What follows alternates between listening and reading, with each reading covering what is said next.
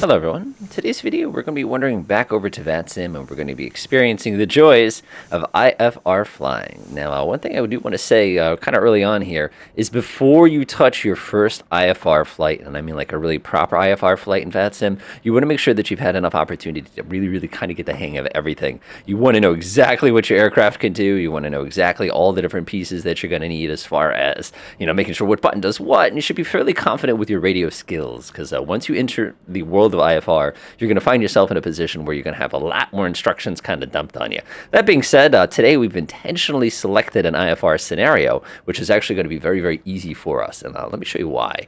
So I'm going to go grab my little map here. And right now in SimAware, I just was poking around trying to find a nice fun spot to go flying. And I spotted that Allentown right now has an approach. So I said, well, wait a minute. What if we did a flight out of Allentown area and basically approach somewhere that's outside of air traffic control range? Now, the reason you do this on your first IFR flight is this means you only have to deal with the IFR stuff for the first half of the flight. Now, what could happen, of course, is somebody could join on the server a little later on and say, please contact me, and then you got to kind of go at it. Like at any point, a New York City controller could pop on and make my day a little bit more exciting. Oh, by the way, there we are. Just sort of chilling. I love it. That could happen to us at any particular time. But again, I'm not going to worry about it too much in that regard. So the flight plan, by the way, this is really important whenever you do anything in IFR, is you always want to go to this great website called the Boston Virtual ARTCC. There's this thing called Route Finder, and what you do is you dial in your intended flight, and what it will do is it'll tell you the route to take. Now, the reason you need to do this is because if you skip this step, the people who are doing the IFR work are going to bounce your flight plan right back at you and basically ask you to do 10 different things. So just like I said, this is your best tool in the world. If you don't know, of course, you can always get a little bit thing. Here's what my flight plan itself looked like. I had to file this early because if you file it a little bit too late, the problem you're going to run into is the issue that they don't have enough time to find out how to get you into the server. What you don't see right now is the air traffic controller knows I'm coming. So what he's going to be doing is he's going to be like fitzing with all my numbers and stuff like that, kind of getting ready to go.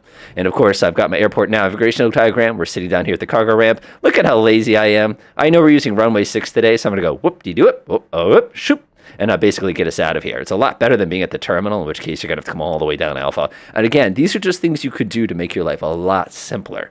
All right. So I've already fired up vPilot here. You can see I've got myself connected. I've already checked with ATIS. The ATIS right now, 126975. The current one is uniform. I don't think it's actually uniform. The problem is I'm probably too low to detect this accurately. So we're going to run into a situation. And on the other channel, of course, I've got my 119650.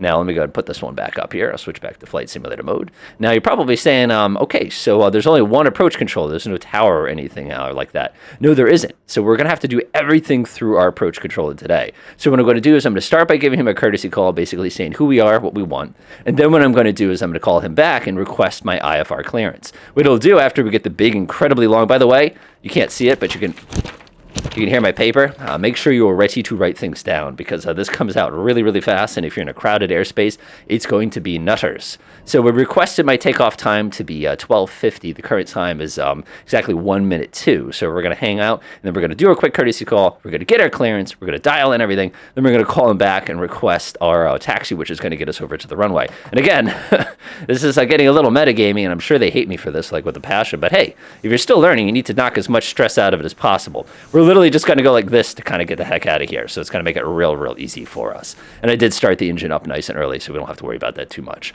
I'm going to go up to this page because I knew I'm going to have to enter it.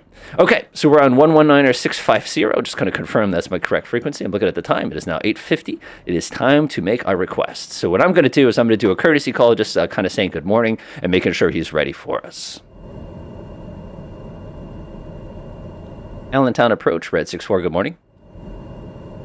Red 64, Allentown approach, good morning.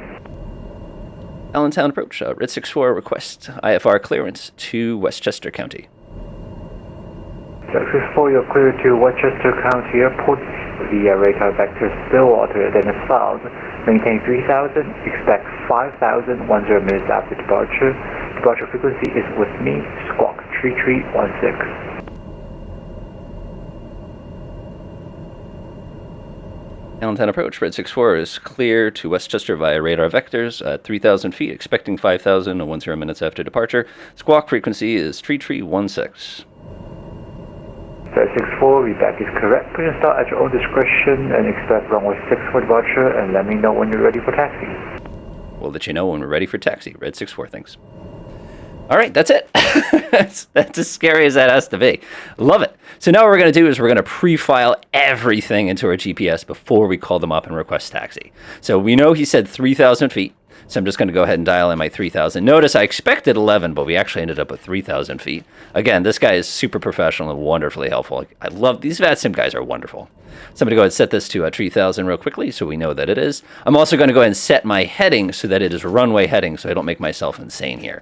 Now, one thing you want to do before you call him and ask for taxi is you absolutely want to make sure that you've got everything kind of preset as far as like having a little diagram and everything ready for that particular airport. Again, I'll go ahead and call this up so you folks can see this very clearly. Remember, we're sitting at the cargo ramp. We're going to request taxi. And again, we're just going to ask for instructions kind of how to get over there. I like to put this on my second monitor so I'm ready to go at a moment's notice.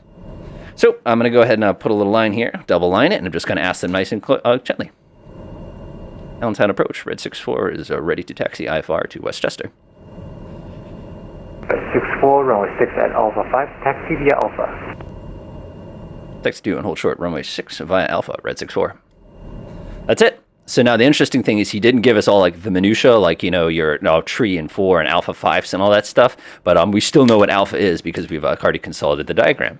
And that's it. So now we're just going to go ahead and release the park and brake, turn this thing around. As always, I'm going to go ahead and tear up this little poor guy that's over here on my left. And we're going to get going. Now, when you're doing this with, giant airliners and stuff, I can't recommend this enough. Bring a pilot with you. Use your controls function so that you can basically grab somebody else to kind of help you out with this step. Because this stuff gets really, really difficult really quickly. And when you're in a major airport like JFK or something like that, you are asking for trouble if you're not being careful with those kind of things. We're going to go ahead and double check that. One thing we did not do is we did not confirm with him what the weather was on account of the fact in the real world we'd have to talk to our departure clearers, and those would be the ones who go ahead and get all that set up for him. So taking a look at my little diagram of justice here. Let me go flip it up so you folks can see. You can see we're right crossing onto our tree here. We're going to take a right onto Alpha, and we're going to hold short on Alpha 5, which is going to get us in a really, really nice spot. So now it's just a matter of getting this thing ready for takeoff. Make sure you look around. Make sure you look around. And there's our big old warning for runway 6. I don't think that's supposed to look like that. But we'll be on our way. I'm just going to be looking around in the sky. I'm going to be checking my traffic display at all times. Because, again, at any point, somebody else could come make our lives a little bit more interesting. And, again, what will happen for us here is he's basically going to get us in the air. He's going to get us to our first couple waypoints. And as soon as we get past our first couple waypoints, he's basically going to hand us off to the invisible air traffic controller in the sky. As you'll see exactly what I mean when we get a little bit closer. One thing I would like to do, though, is I like to flip this, zoom in a little tiny bit here. Whoops. It always helps if you hit the right button. Whoa. Get it. There it goes. Haha, isn't that great? Gotta love these modern airplanes. You don't get stuff like this in the real plane. Now, the part that I'm not quite sure I understood is the fact that he's asked us to kind of taxi to via Alpha here, and there's all these big scary red lines that are basically going to tell us kind of to hang on. Now, he's got a radar image. Full flight runway heading, wind 090 at 10, runway 6, clear for takeoff. Clear for takeoff, runway 6, maintain runway heading, Red 64. So in this case, he was watching us the entire time, so he knows exactly where we were. Allentown approach. Can I get the winds one more time, please, for Red 64? Red 64, wind 090 at 10. Copy, thanks. Again, that was just a quick little courtesy call. So what I'm going to do here is I'm going to park right here. We've already asked for takeoff. He's already given us clearance to take off. I'm going to look around real fast. We're going to look above my head. I'm going to go ahead and flip on the landing light. And we're going to go head ourselves onto the runway.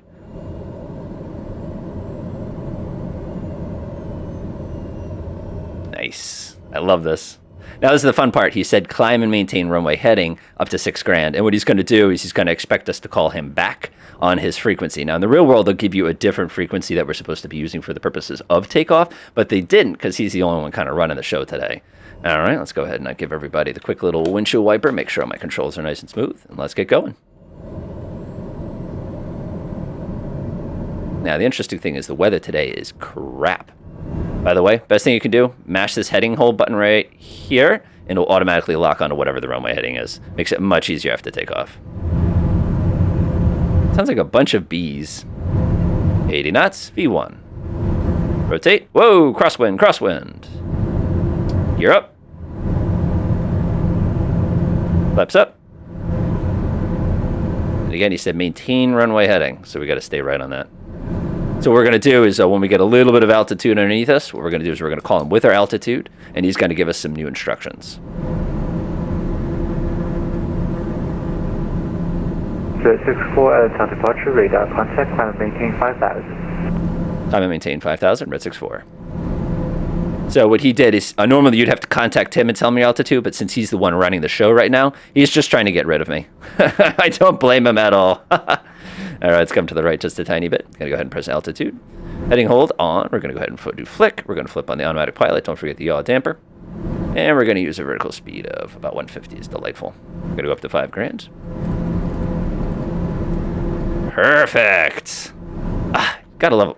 Proceed direct Stillwater. That's Sierra Tango Whiskey. What's that? Sierra Tango Lima?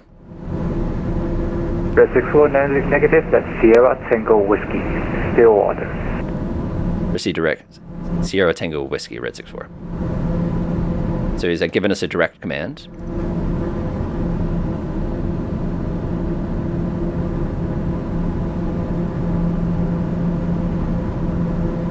And we're just going to go ahead and turn the airplane. Just like that.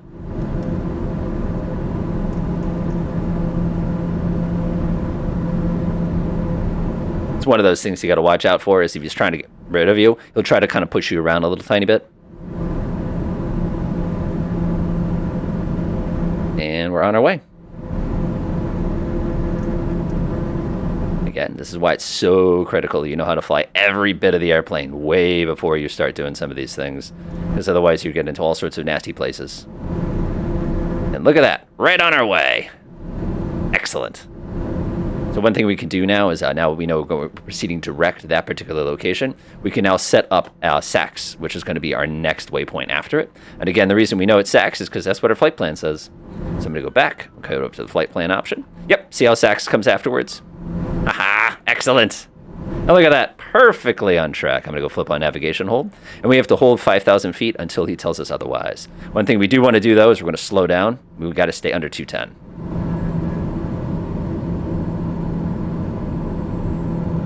Man, look at the crosswind today. That's intense.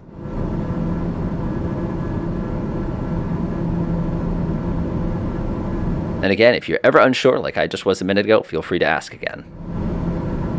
Notice he never said proceed on course. He just sort of handed it right off to me. That's not unusual. It's just something you're going to deal with. And that's 210 on the nose. We're going to get a little bit further away before we step ourselves up to a higher speed here. Problem is we're at 5 grand right now. Once we get over, we can pop up to the usual 250. We could probably hit 250 now, but I'm not going to chance it because we don't need to.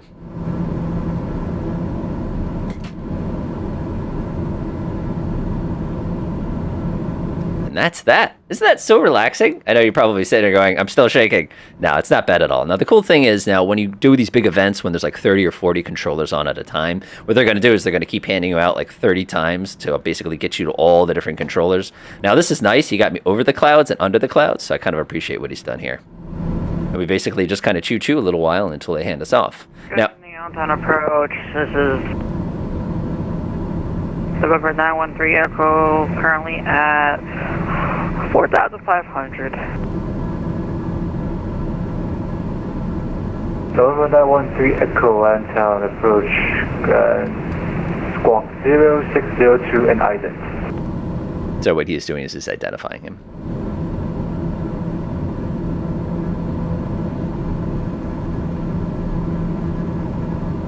November 913 Echo radar contact 14 miles northeast of Antown Airport, and you can expect the vectors for RLS runway 6 approach.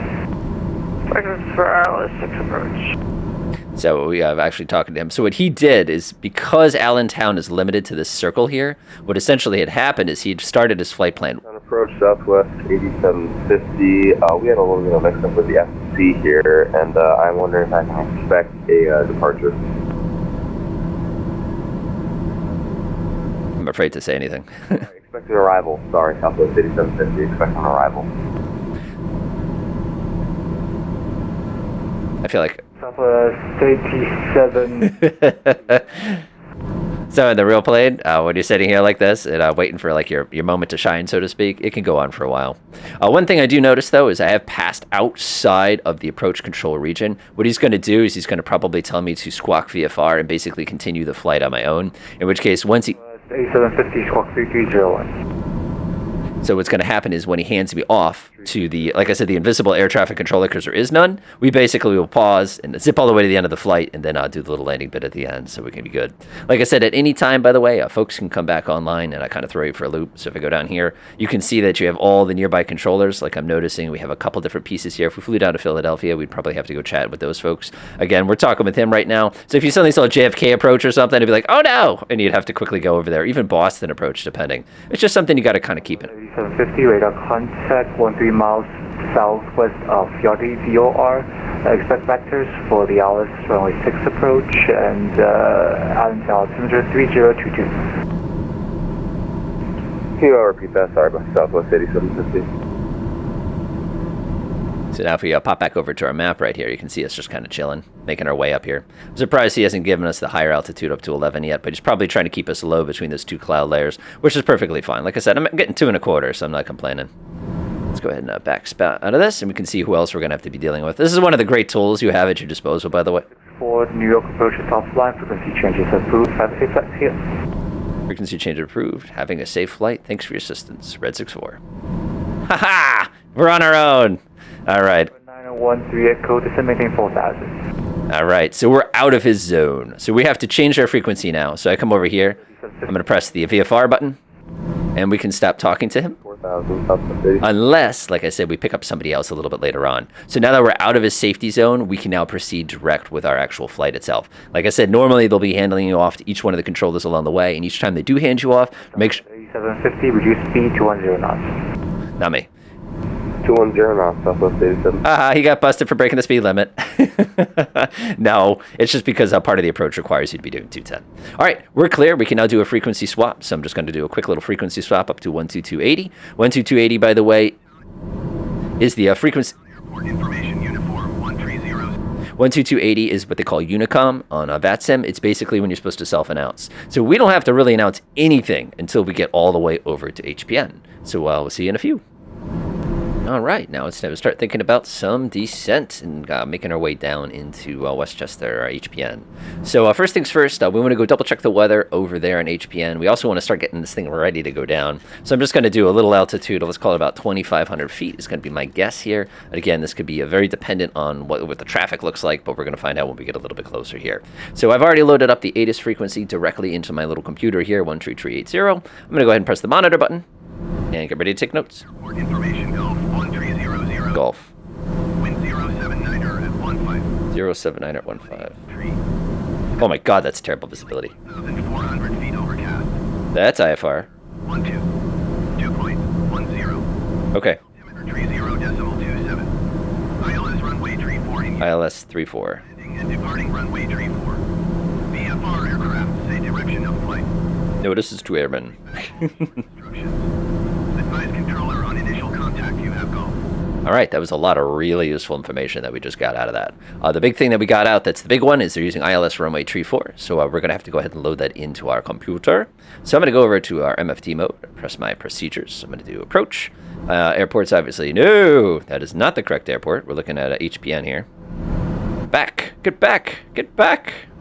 There it goes. We're not looking at ILS, we're looking at Tree 4. Let's see here. I'm actually going to call up the ILS for Tree 4 again. This is why it's so critical you have yourself your little pile of lucky stuff here. That's Westchester County. Let's go ahead and grab that so you folks can see it. So it looks like our starting altitude is going to be 2,000 feet. So we actually have to start descending immediately if we're going to be able to get down there at its quote time. The other thing we want to do too is we want to go ahead and load this sucker in there.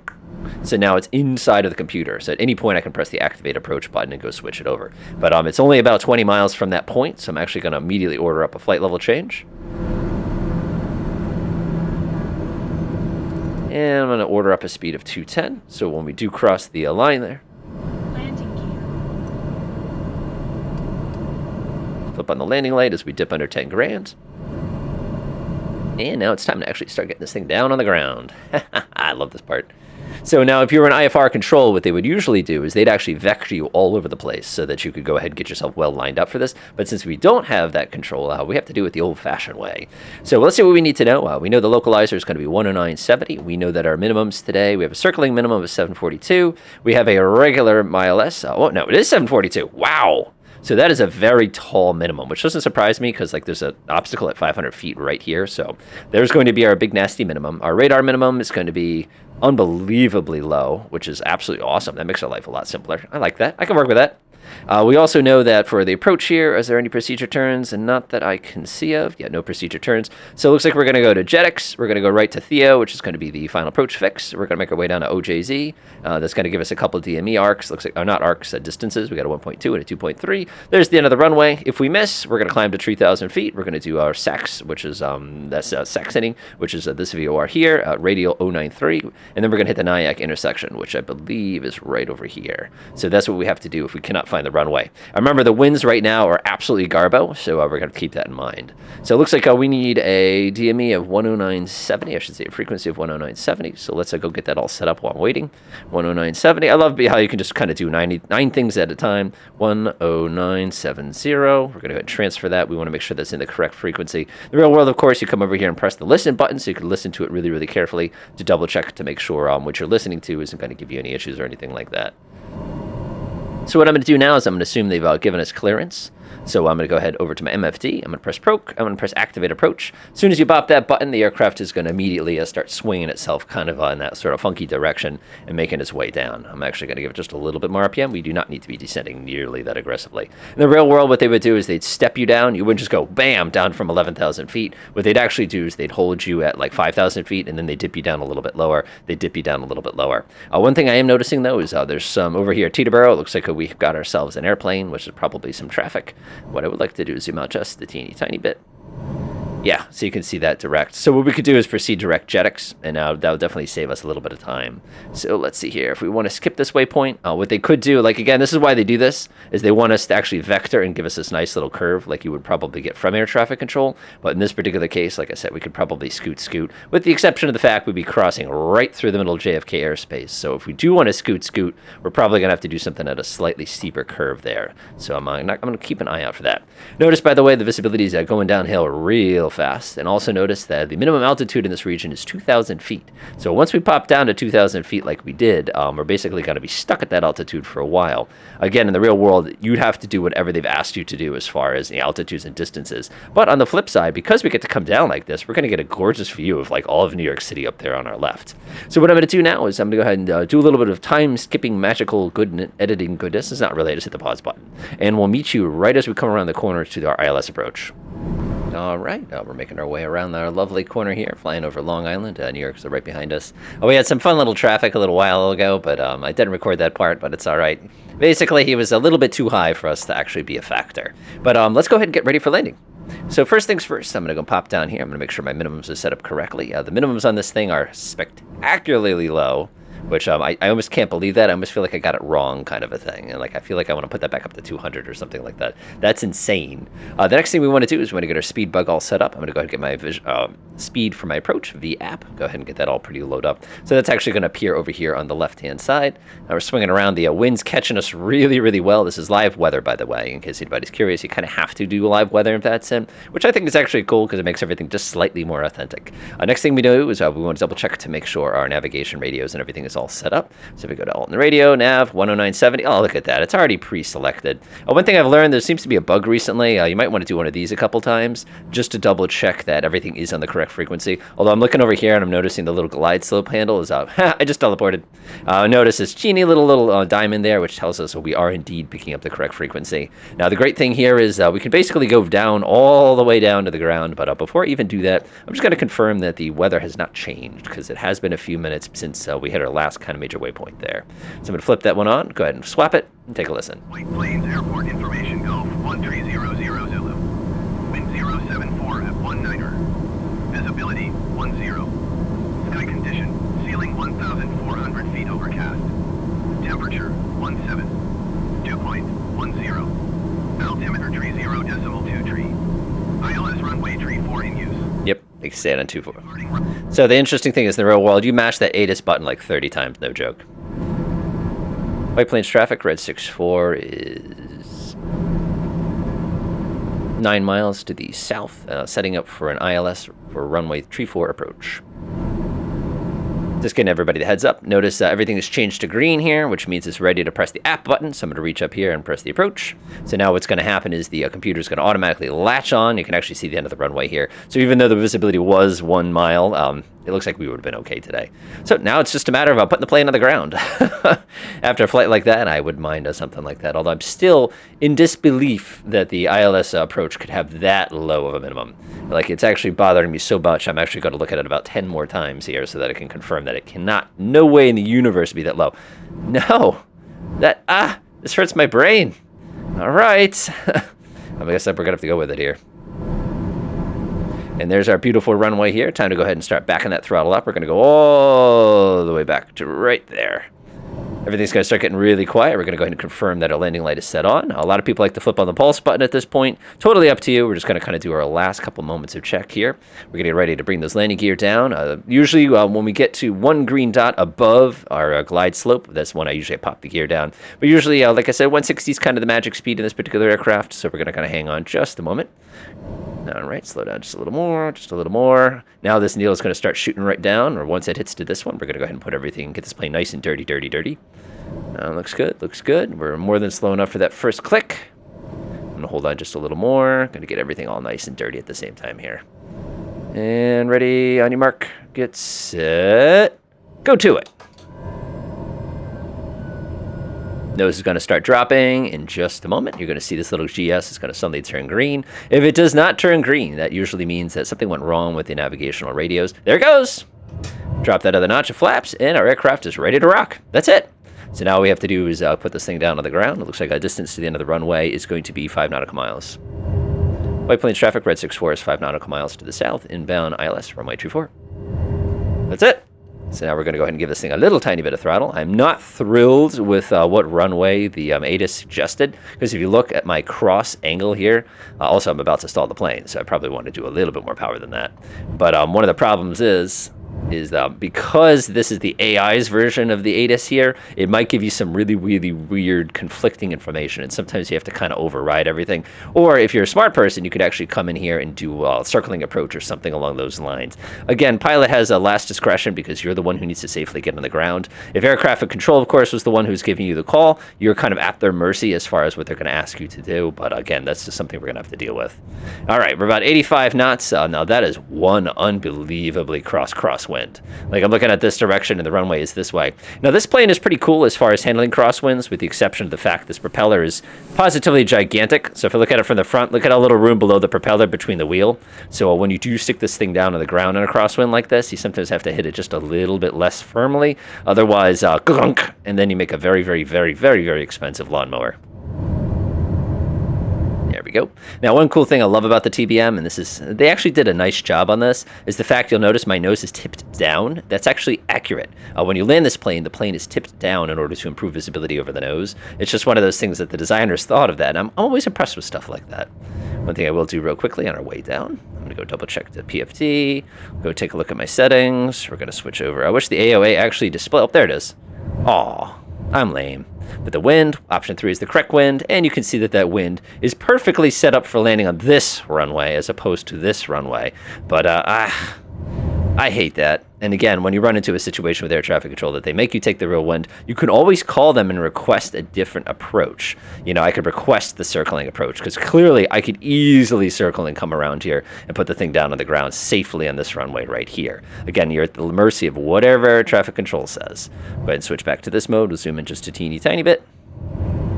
Here comes the fun part. Look at that, 85 knots on the nose. Torque is good. One last check, landing gears down. We do Giphy.